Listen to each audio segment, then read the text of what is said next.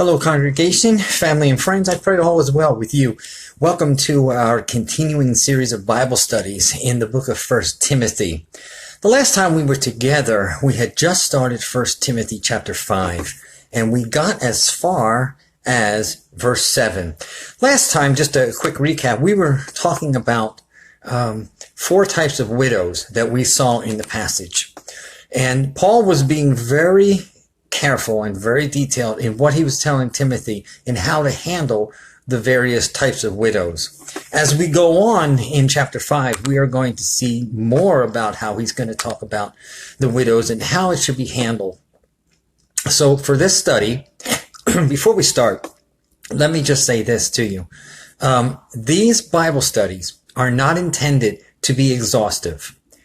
There's no way we can dig into all of the truth of Scripture just in these short Bible studies. But my hope and my prayer is that as we go through these studies, it will encourage you to get into the Bible more, to read it, to study it, to find out for yourself what God is saying, to take what I'm saying and other people that you may be listening to, not as total gospel, because we can all be fallible. You know, all of us have weaknesses and we may get something wrong. That's not our intention. But I pray that this will be a motivation to you to study the Scriptures more. So having said that, let's pick up our study in 1 Timothy chapter 5, beginning in verse 8. And as usual, I'm using the King James, and I'm also augmenting that with the New American Standard. The King James says this, verse 8, "But if any provide not for his own, and especially for those of his own house, he has denied the faith and is worse than an infidel." The New American Standard says, if anyone does not provide for his own, and especially for those of his household, he has denied the faith, and he's worse than an unbeliever. What are we talking about here? Well, first of all, let's look at the phrasing here. Let's be honest. We have to take care of our own. We have to take care of our own, but I want you to see how it starts. If any provide not for his own. We're talking about family. We're talking about relations. We're talking about maybe cousins, maybe you have brothers and sisters, maybe there's aunts and uncles. In other words, we need to take care of those in our own family. But then he goes on and he says something even more specific. He says, and especially for those of his own house, moms, dads, children, brothers and sisters. What is Paul saying here? We are responsible to take care of our own families. Some of us do better than others, right? Let's be honest. One of the things that always breaks my heart, I may have mentioned it before, one of the things that breaks my heart is when you go into a nursing home or a senior citizen home or a rehabilitation home and you see the people there that are up in years and no one ever comes to visit them. No one. They're by themselves. That's not taking care of your family. You don't take someone and just dump them off in the nursing home and you forget all about them. But I don't want to editorialize here. I want to stay to the Scriptures, but this is a topic that really frustrates me. I've been in nursing home ministry for decades, and it's terrible what you see.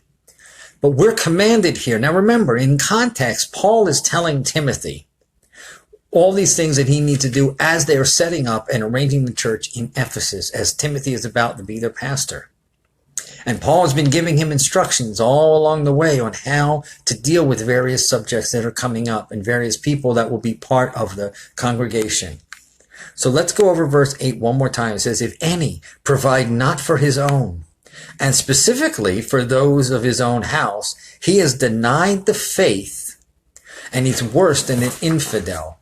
He's worse than an infidel. An infidel is an unbeliever, someone that has no belief. Can you imagine being called an infidel? God is saying something here. If you don't take care of your own, especially the people in your own household, if you don't take care of your family, you are worse than an unbeliever. You are worse than an infidel. I would never want God to call me an infidel.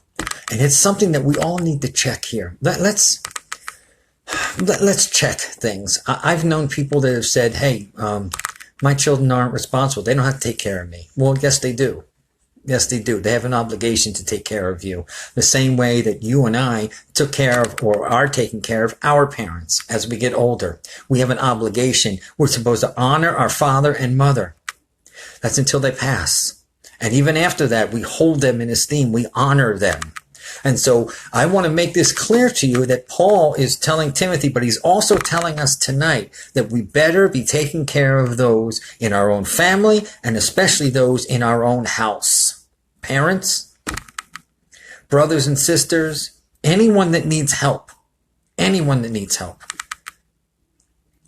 So now that we've got that out of that, Paul was pretty right on the money with that one. Okay. Now we need to get back to the widows again, because we were talking about the 4 kind of widows before that we saw in the first 7 verses.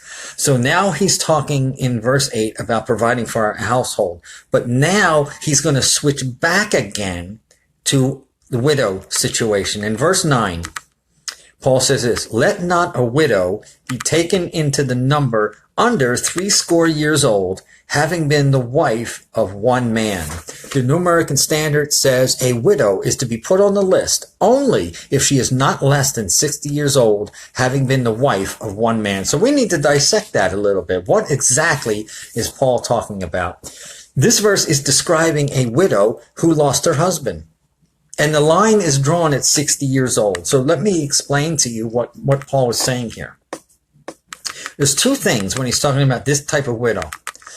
She can't be less than 60 years old to be put on the list, and that is the list to be cared for. And if you want to know where the origins of this came from, I would urge you to read Acts chapter 6. If you remember, the apostles gathered together and they had the task with sending the gospel out and praying. And so they appointed 7 people to take care of the widows in the congregation. Stephen was one of them. But I encourage you to read that passage in Acts chapter 6 because it fits right into what Paul is talking about here, that we need to take care of the older folks, the widows. So, but let me explain to you what's happening here. Why would Paul say these 2 things, that she has to be at least 60 years old and the wife of one man? Let's deal with the age first. Someone who is 60 years old. Now, this is not a blanket statement, okay? But when you get to be over 60 years old, the likelihood of you getting remarried is considerably decreased, as opposed to a younger widow. And we're going to see that in another verse or 2. And so because we have an older person who chances are is not going to get married again, and she's a widow, she may have no other support.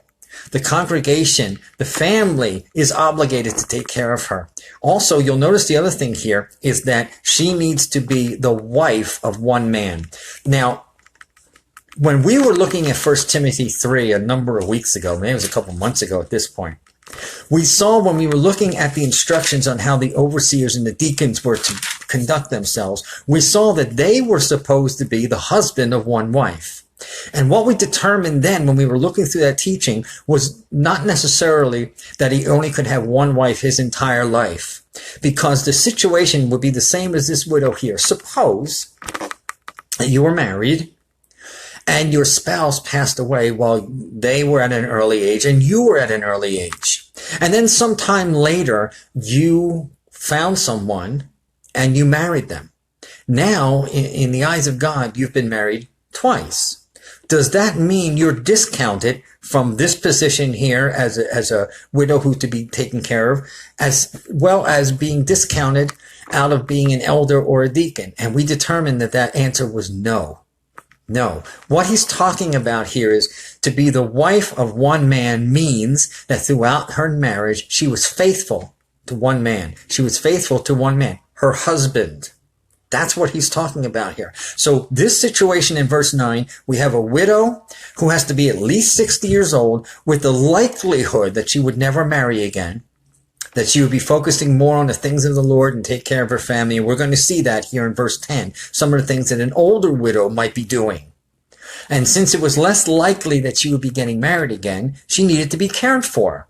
As long as she was faithful to the man that she was married to, and she is now, of course, a widow because her husband has passed. That's what it means when it's talking about the wife of one man. It doesn't mean that if you're married 2 or 3 times, if your previous husband's passed and you got remarried again, that you are suddenly out of the picture. That's not what he's talking about. So let's make sure that we understand exactly what Paul was talking about, okay? Now, when we move on to verse 10, we're going to see some of the qualifications and some of the characteristics that this older widow is to have. In verse 10, it says, well reported of for good works, if she have brought up children, if she has lodged strangers, if she has washed the saints' feet, if she has relieved the afflicted, if she has diligently followed every good work. That is a lot going on here. Let me read it in the New American Standard and we'll see if we can break this down. This widow, who's at least 60 years old and having been the wife of one man, it says here, having a reputation for good works. And if she has brought up children, if she has shown hospitality to strangers, if she has washed the saints' feet, if she has assisted those in distress, and if she has devoted herself to every good work. Look at that. Look at how many things, these qualifications are going on. But let's break some of this down. And you know what? These qualifications, as we're looking at these now, he's relating these to these older widows. But I want to tell you that all of these qualifications occur to you and to me.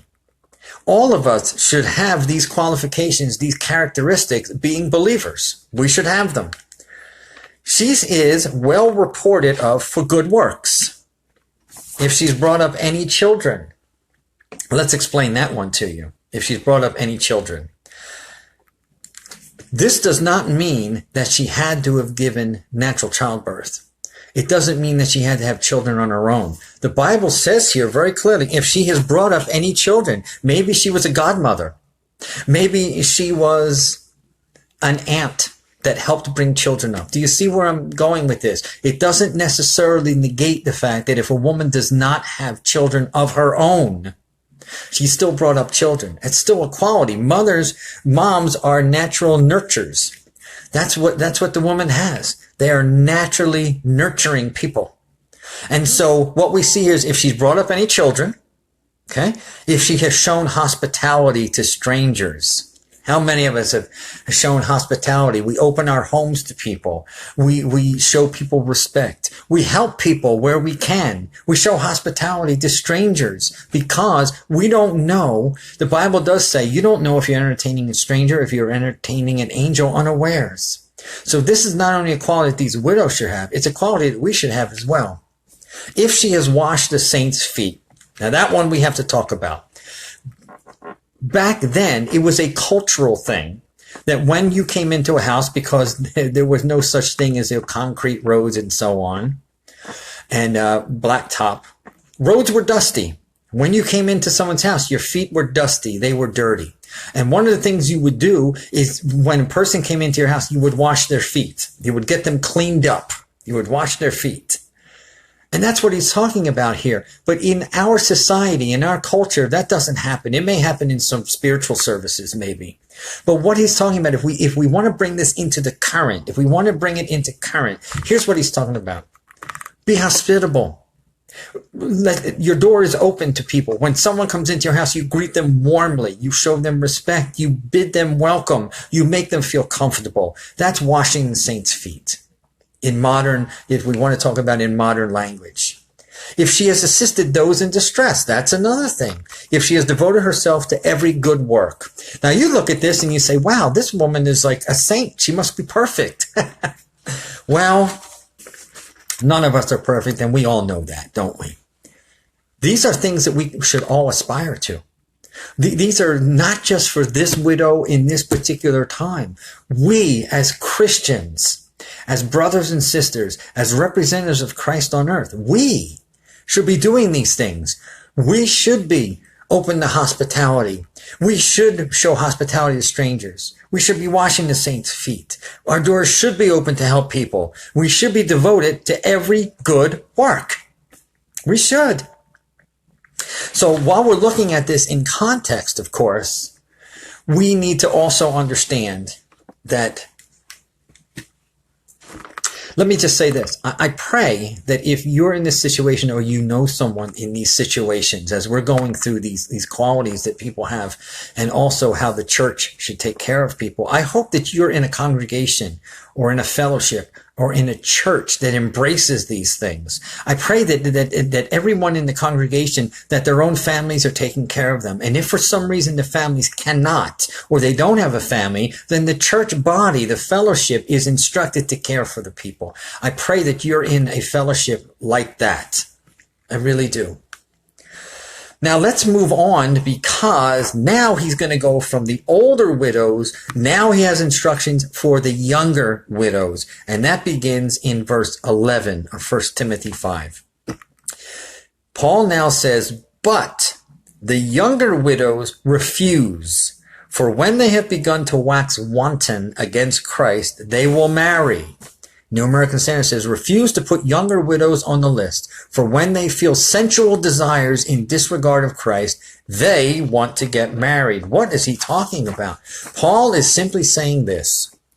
He's warning against giving the younger widows the same treatment that you would give the older widows. Why? Let's be honest. He said it right here.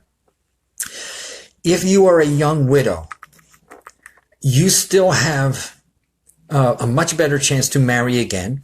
You may still have yearnings to have children and have a husband and a family. And so if you're a younger widow, chances are you're going to get married again. That may not happen in all cases. That certainly is God's will.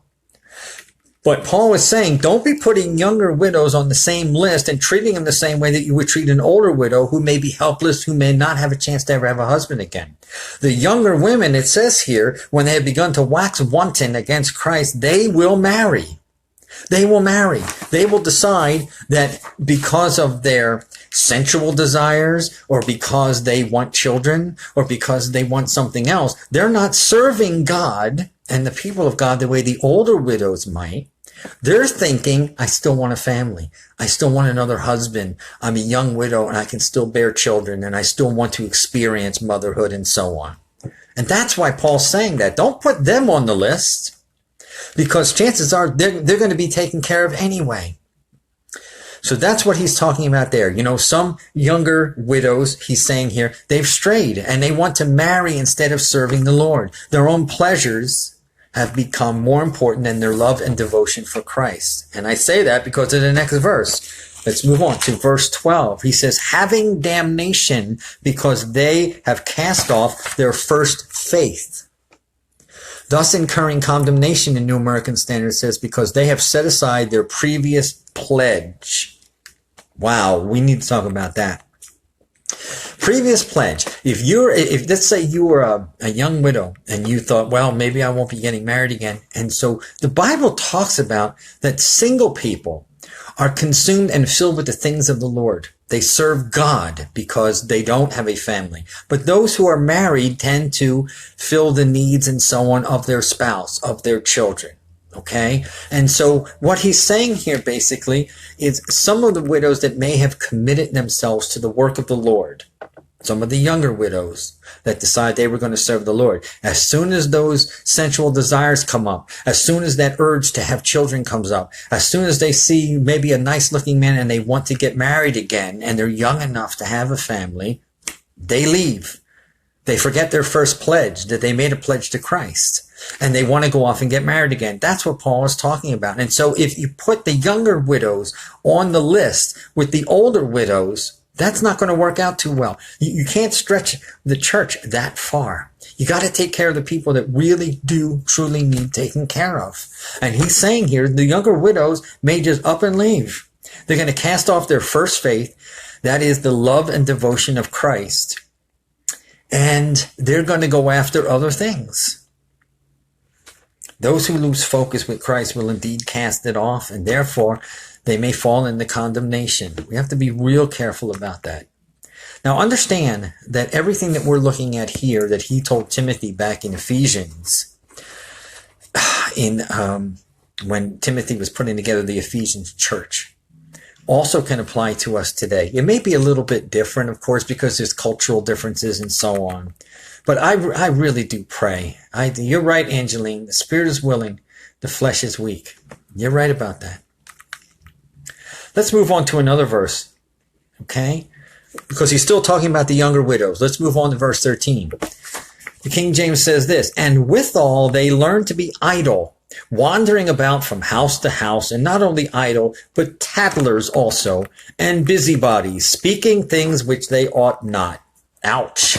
Okay, New American Standard says, at the same time, they learn to be idle as they go around from house to house, and not merely idle, but also gossip and busybodies, talking about things not proper to mention. Remember, in the context, he's still talking about younger widows. He's still talking about, maybe it was a widow, maybe it was someone who had a husband at one time. She was devoted to her husband and making a home and so on.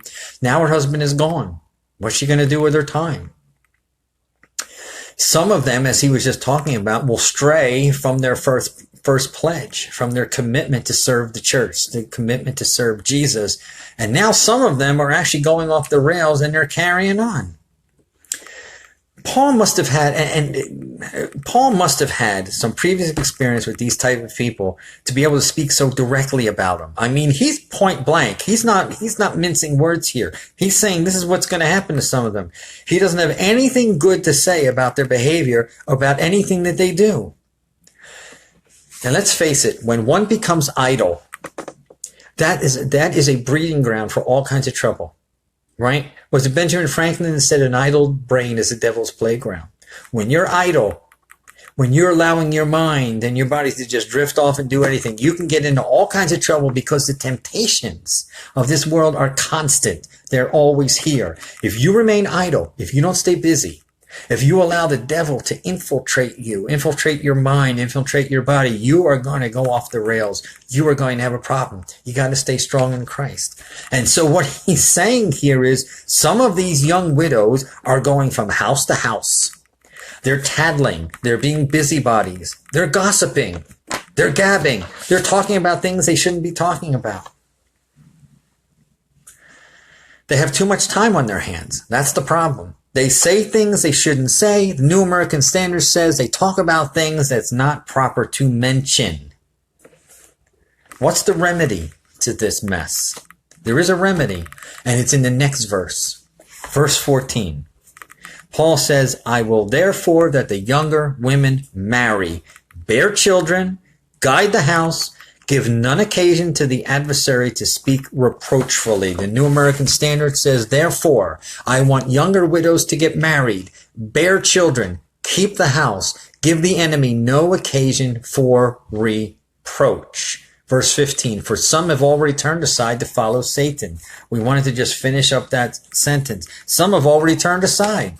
So what's the solution to idleness, to being a tattletale, to being a gossiper, to getting into all kinds of trouble? Remember, this is in the context of the younger widows, not the older widows who are more settled in their life, more disciplined in their life, more mature and settled into their later years. These are young people. These are young widows that are getting into all kinds of trouble because they're doing things they shouldn't be doing. Paul has a solution. His solution is, hey, get married. Get married. I will therefore that the younger women marry, bear children, guide the house, give no occasion to the adversary to speak reproachfully. They should be concentrating, let's be honest, they should be concentrating on the main responsibilities of what a Christian woman should be doing. Marriage, children, keeping the home.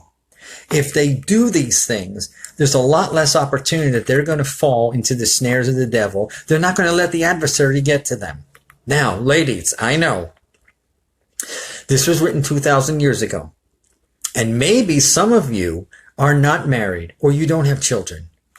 I don't know all of your situations. I don't know everyone who's going to be watching this.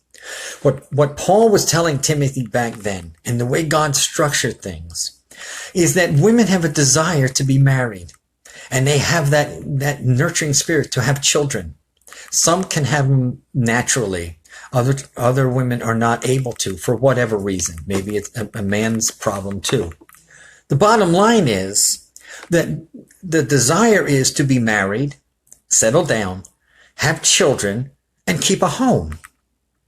Now, having said that, I know that there are a lot of women that are in the workforce now, and so you are juggling a marriage and children and keeping a home and having a career. There's nothing wrong with that. As long as we keep everything in priority. That's a sermon for another time. But as long as we keep things in priority order, the way God has ordered it, there's nothing wrong with having a career, having a job, working outside the home. Except in the case when everything else on this list gets neglected. If you are working so much that your husband and your children are neglected, or your house is ramshackle, that's being neglected, then that's another issue. But what Paul is saying here is basically, young ladies, we